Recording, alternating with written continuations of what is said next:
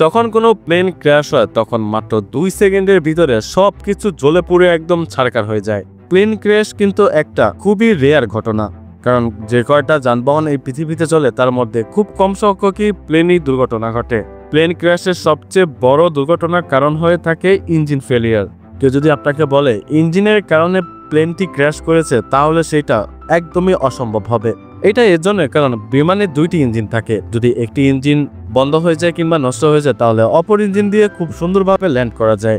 আর যদি 2টা ইঞ্জিনই বন্ধ হয়ে যায়, তাহলে সেটা 10 লক্ষের ভিতরে একটি ঘটনা ঘটে। এছাড়া রয়েছে হাইড্রোলিক টায়ার সিস্টেম ফেলিয়ার, অর্থাৎ ল্যান্ডিং এর সময় চাকার নিচে না পড়া। আর এটা রয়েছে হাইড্রোজেন সিস্টেম ফেলিয়ার। এছাড়া রয়েছে ইলেকট্রিক্যাল সিস্টেম ফেলিয়ার, যেখানে মাত্র পাইলট প্লেনকে নিচে করছে কিন্তু প্লেন উল্টো উপরে যাচ্ছে। তাছাড়া ইলেকট্রনিক জিনিসে অনেক বেশি পরিমাণে গ্লিচ হওয়ার সম্ভাবনা থাকে। তাছাড়া প্রত্যেকটা টেক অফের আগেই একদমই ইলেকট্রিক্যাল প্রত্যেকটা কম্পোনেন্ট চেক করা হয়। এছাড়া রয়েছে স্ট্রাকচারাল ফেলিয়ার। এটা খুবই রেয়ার। এর মানে হচ্ছে চলন্ত অবস্থায় প্লেনের পাখা খুলে যাওয়া কিংবা কোনো একটা জিনিস আকাশে উড়ে যাওয়া। তো এগুলোর মাধ্যমে প্লেন সম্ভবত ক্র্যাশ হয়ে থাকে।